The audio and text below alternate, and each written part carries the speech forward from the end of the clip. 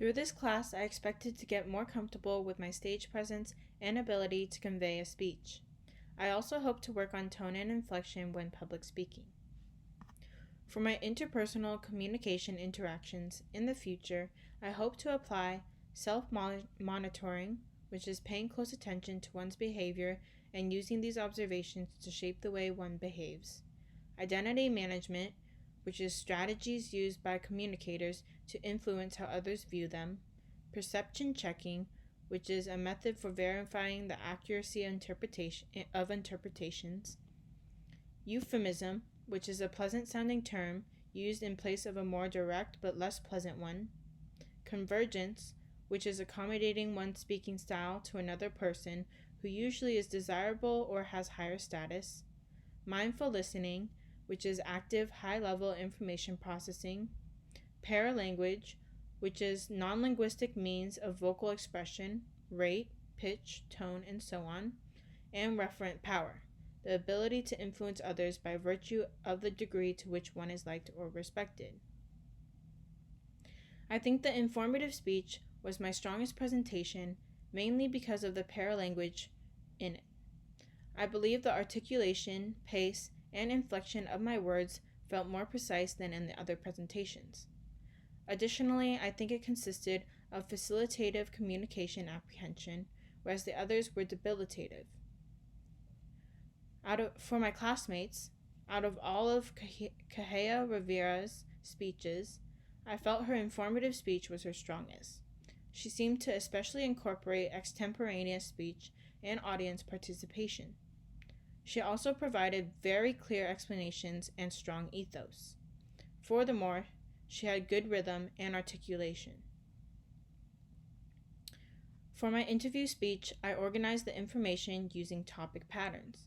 It is an organizing plan for a speech that arranges points according to logical types or categories. Well, the speech was mainly about the interviewee, so for me it made logical sense to start with talking about that person and essentially who they are. From there, when looking at the other organizational patterns, they didn't really fit with what I wanted to talk about in the information that the interviewee had told me. All I knew was that I wanted to talk about the different aspects of dog grooming in the interviewee's experience, so the topic pattern helped me do just that. During the presentation, the pattern allowed the information to have more flow and comprehension. It helped me see how important the right organizational pattern makes during a speech. For my informative speech, the method of informing that I used was the purpose of explaining. The explanation method clarifies ideas and concepts already known but not understood by the audience. If I am being honest, there was no intentional techniques that I used in my speech to let the audience know my method of informing. However, unconsciously, I did use summarizing sentences to make the information more clear and talked as if I were answering their unspoken questions. To get my audience to actuate my persuasive speech, the method of proposition I used was proposition of policy.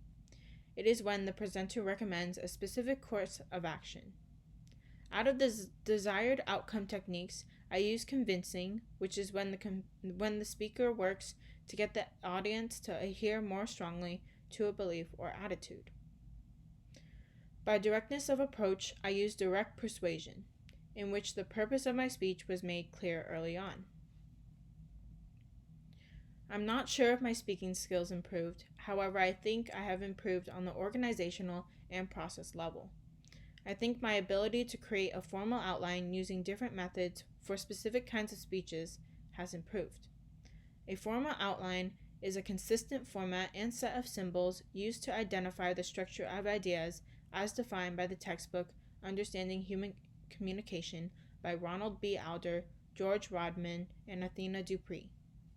Additionally, I think in comparison to where I started, I slightly improved my extemporaneous speech in an effort to provide eye contact.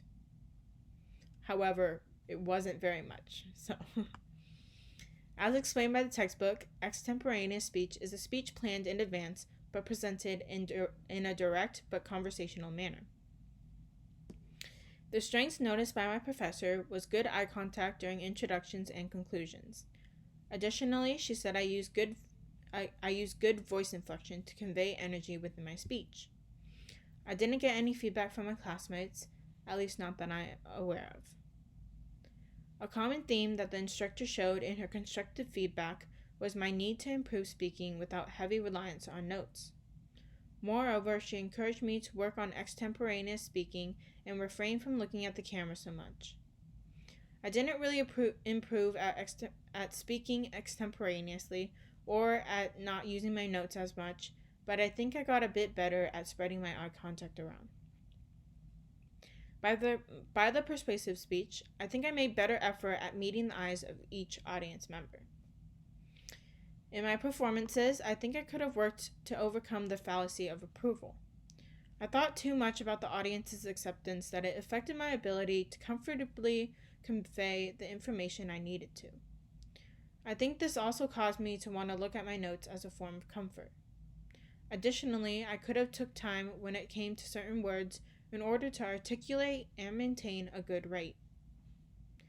My goals for the future is becoming fluent in Korean and excelling in business so that I can provide for my family and self. A time when I might have to do a presentation could be for work. Since I am majoring in business, a business meeting may come up and I might have to present a project to my superiors or coworkers.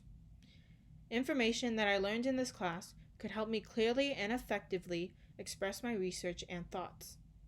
The public speaking skills I was able to learn from this class may help me present myself as professional and reinforce what I'm trying to convey in my presentation.